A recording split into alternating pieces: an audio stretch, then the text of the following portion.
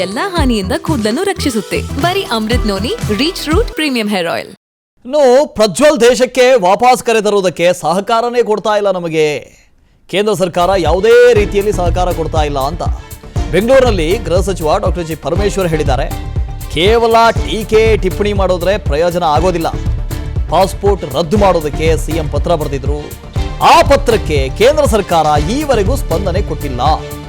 ಇದೀಗ ಪ್ರಜ್ವಲ್ಗೆ arrest warrant ಹೊರಡಿಸಲಾಗಿದೆ. ಅದರ ಆಧಾರದಲ್ಲಾದರೂ ಪಾಸ್ಪೋರ್ಟ್ ಅನ್ನು ರದ್ದು ಮಾಡಲಿ. ಕುಮಾರಸ್ವಾಮಿ ಪ್ರತಿಯೊಂದಕ್ಕೂ ಮಾತನಾಡ್ತಾರೆ. ಹಾಗೆ ಆಗಬೇಕು, ಹೀಗೆ ಆಗಬೇಕು ಅಂತ ಅಂತಾರೆ. ಬೆಂಗಳೂರಲ್ಲಿ ಗೃಹ ಸಚಿವ ಡಾಕ್ಟರ್ ಜಿ ಪರಮೇಶ್ವರ್ ಇದರ ಬಗ್ಗೆ ಹೇಳಿಕೆಯನ್ನು ಕೊಟ್ಟಿದ್ದಾರೆ.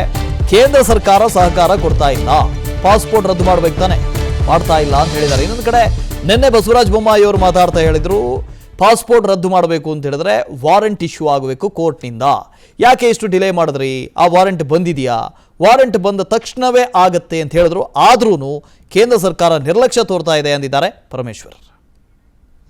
ಹೌದು, ಅವರು ಸಹಾಯ ಮಾಡಬೇಕು, ನಮಗೆ ರಾಜ್ಯ ಸರ್ಕಾರಕ್ಕೆ ಸಹಾಯ ಮಾಡಬೇಕು.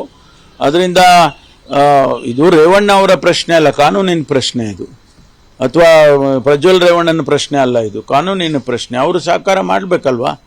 ಇಂತಹ ಸಂದರ್ಭದಲ್ಲಿ ಕಾನೂನನ್ನು ರಕ್ಷಣೆ ಮಾಡ್ತಕ್ಕಂಥದ್ದು ಕೇಂದ್ರ ಸರ್ಕಾರದ ಜವಾಬ್ದಾರಿ ಕೂಡ ಇದೆ ಅನ್ನೋದನ್ನ ಅವ್ರು ತಿಳ್ಕೊಬೇಕಾಗುತ್ತೆ. ಏನು ಕೂಡ ಬಂದಿಲ್ಲ. ಅದೇ ನಮಗೆ ಬಹಳ ನಾವು ಮತ್ತು ಒತ್ತಾಯ ಮಾಡ್ತಾ ಇರ್ತಕ್ಕಂಥದ್ದು, ಕೇಂದ್ರ ಸರ್ಕಾರ ಕೂಡ ಸಹಾಯ ಮಾಡಬೇಕಲ್ಲ. ಬರೀ ಟೀಕೆ ಟಿಪ್ಪಣಿಗಳನ್ನ ಮಾಡೋದ್ರಲ್ಲಿ ಏನು ಅರ್ಥ ಇಲ್ಲ. ಕಾನೂನಿನ ಚೌಕಟ್ಟಿನಲ್ಲಿ ಕೇಂದ್ರ ಸರ್ಕಾರ ಕೂಡ ನಮಗೆ ಸಹಾಯ ಮಾಡಬೇಕು. ಏನು ನಾವು ಅವರಿಗೆ ಪಾಸ್ಪೋರ್ಟನ್ನು, ಡಿಪ್ಲೊಮ್ಯಾಟಿಕ್ ಪಾಸ್ಪೋರ್ಟನ್ನು ನೀವು ಕ್ಯಾನ್ಸಲ್ ಮಾಡಬೇಕು ಅಂತೇಳಿ ಪ್ರಧಾನಮಂತ್ರಿಗಳಿಗೆ ಮುಖ್ಯಮಂತ್ರಿಗಳು ಪತ್ರ ಬರೆದಿದ್ರು.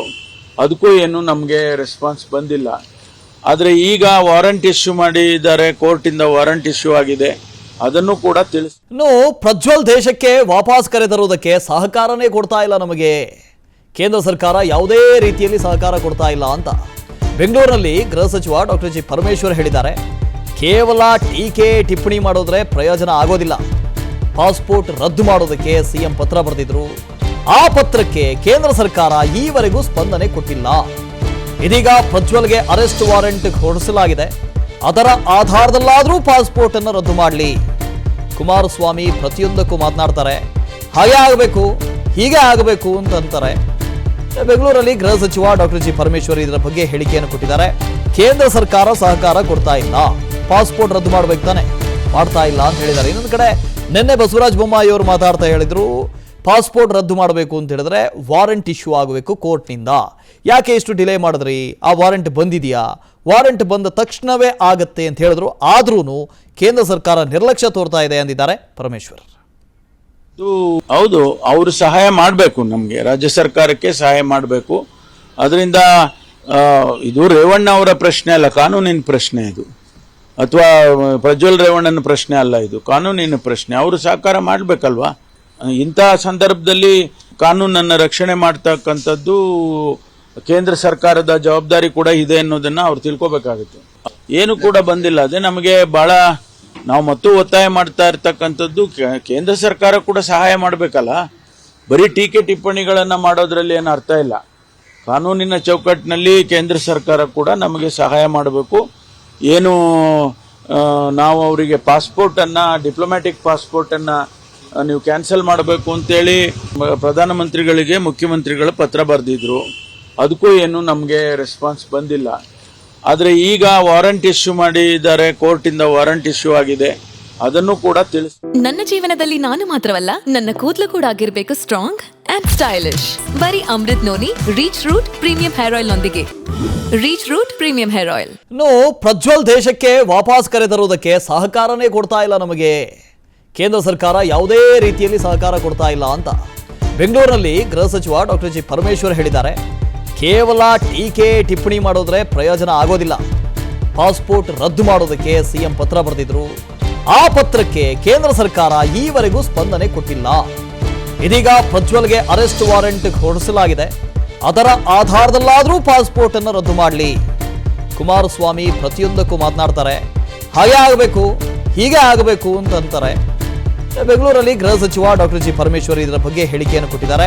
ಕೇಂದ್ರ ಸರ್ಕಾರ ಸಹಕಾರ ಕೊಡ್ತಾ ಇಲ್ಲ, ಪಾಸ್ಪೋರ್ಟ್ ರದ್ದು ಮಾಡ್ಬೇಕು ತಾನೆ, ಮಾಡ್ತಾ ಇಲ್ಲ ಅಂತ ಹೇಳಿದ್ದಾರೆ. ಇನ್ನೊಂದು ಕಡೆ ನಿನ್ನೆ ಬಸವರಾಜ ಬೊಮ್ಮಾಯಿ ಅವರು ಮಾತಾಡ್ತಾ ಹೇಳಿದ್ರು, ಪಾಸ್ಪೋರ್ಟ್ ರದ್ದು ಮಾಡಬೇಕು ಅಂತ ಹೇಳಿದ್ರೆ ವಾರೆಂಟ್ ಇಶ್ಯೂ ಆಗಬೇಕು ಕೋರ್ಟ್ನಿಂದ. ಯಾಕೆ ಇಷ್ಟು ಡಿಲೇ ಮಾಡಿದ್ರಿ? ಆ ವಾರೆಂಟ್ ಬಂದಿದೆಯಾ? ವಾರೆಂಟ್ ಬಂದ ತಕ್ಷಣವೇ ಆಗತ್ತೆ ಅಂತ ಹೇಳಿದ್ರು. ಆದ್ರೂ ಕೇಂದ್ರ ಸರ್ಕಾರ ನಿರ್ಲಕ್ಷ್ಯ ತೋರ್ತಾ ಇದೆ ಅಂದಿದ್ದಾರೆ ಪರಮೇಶ್ವರ್. ಹೌದು, ಅವರು ಸಹಾಯ ಮಾಡಬೇಕು, ನಮಗೆ ರಾಜ್ಯ ಸರ್ಕಾರಕ್ಕೆ ಸಹಾಯ ಮಾಡಬೇಕು. ಅದರಿಂದ ಇದು ರೇವಣ್ಣ ಅವರ ಪ್ರಶ್ನೆ ಅಲ್ಲ, ಕಾನೂನಿನ ಪ್ರಶ್ನೆ ಇದು, ಅಥವಾ ಪ್ರಜ್ವಲ್ ರೇವಣ್ಣನ ಪ್ರಶ್ನೆ ಅಲ್ಲ, ಇದು ಕಾನೂನಿನ ಪ್ರಶ್ನೆ. ಅವರು ಸಹಕಾರ ಮಾಡಬೇಕಲ್ವಾ? ಇಂತಹ ಸಂದರ್ಭದಲ್ಲಿ ಕಾನೂನನ್ನು ರಕ್ಷಣೆ ಮಾಡ್ತಕ್ಕಂಥದ್ದು ಕೇಂದ್ರ ಸರ್ಕಾರದ ಜವಾಬ್ದಾರಿ ಕೂಡ ಇದೆ ಅನ್ನೋದನ್ನ ಅವ್ರು ತಿಳ್ಕೊಬೇಕಾಗುತ್ತೆ. ಏನು ಕೂಡ ಬಂದಿಲ್ಲ. ಅದೇ ನಮಗೆ ಬಹಳ ನಾವು ಮತ್ತು ಒತ್ತಾಯ ಮಾಡ್ತಾ ಇರ್ತಕ್ಕಂಥದ್ದು, ಕೇಂದ್ರ ಸರ್ಕಾರ ಕೂಡ ಸಹಾಯ ಮಾಡಬೇಕಲ್ಲ. ಬರೀ ಟೀಕೆ ಟಿಪ್ಪಣಿಗಳನ್ನ ಮಾಡೋದ್ರಲ್ಲಿ ಏನು ಅರ್ಥ ಇಲ್ಲ. ಕಾನೂನಿನ ಚೌಕಟ್ಟಿನಲ್ಲಿ ಕೇಂದ್ರ ಸರ್ಕಾರ ಕೂಡ ನಮಗೆ ಸಹಾಯ ಮಾಡಬೇಕು. ಏನು ನಾವು ಅವರಿಗೆ ಪಾಸ್ಪೋರ್ಟನ್ನು, ಡಿಪ್ಲೊಮ್ಯಾಟಿಕ್ ಪಾಸ್ಪೋರ್ಟನ್ನು ನೀವು ಕ್ಯಾನ್ಸಲ್ ಮಾಡಬೇಕು ಅಂತೇಳಿ ಪ್ರಧಾನಮಂತ್ರಿಗಳಿಗೆ ಮುಖ್ಯಮಂತ್ರಿಗಳು ಪತ್ರ ಬರೆದಿದ್ರು. ಅದಕ್ಕೂ ಏನು ನಮಗೆ ರೆಸ್ಪಾನ್ಸ್ ಬಂದಿಲ್ಲ. ಆದರೆ ಈಗ ವಾರಂಟ್ ಇಶ್ಯೂ ಮಾಡಿದ್ದಾರೆ, ಕೋರ್ಟಿಂದ ವಾರಂಟ್ ಇಶ್ಯೂ ಆಗಿದೆ, ಅದನ್ನು ಕೂಡ ತಿಳಿಸಿ. ಅನುಕ್ಷಣದ ಸುದ್ದಿಗಳಿಗಾಗಿ ವಿಸ್ತಾರ ನ್ಯೂಸ್ ಯೂಟ್ಯೂಬ್ ಚಾನೆಲ್ ಸಬ್ಸ್ಕ್ರೈಬ್ ಮಾಡಿ. ಹೊಸ ಸುದ್ದಿಗಳ ನೋಟಿಫಿಕೇಶನ್ಗಾಗಿ ಬೆಲ್ ಐಕಾನ್ ಕ್ಲಿಕ್ ಮಾಡಿ. ಲೇಟೆಸ್ಟ್ ಅಪ್ಡೇಟ್ಸ್ಗಾಗಿ www.vistaranews.com ವೆಬ್ಸೈಟ್ಗೆ ವಿಸಿಟ್ ಮಾಡಿ. ಅಂಗೈಯಲ್ಲೇ ಜಗತ್ತಿನ ಸುದ್ದಿ ತಿಳಿಯಲು ವಿಸ್ತಾರ ನ್ಯೂಸ್ ಕನ್ನಡ ಆಪ್ ಡೌನ್ಲೋಡ್ ಮಾಡಿ.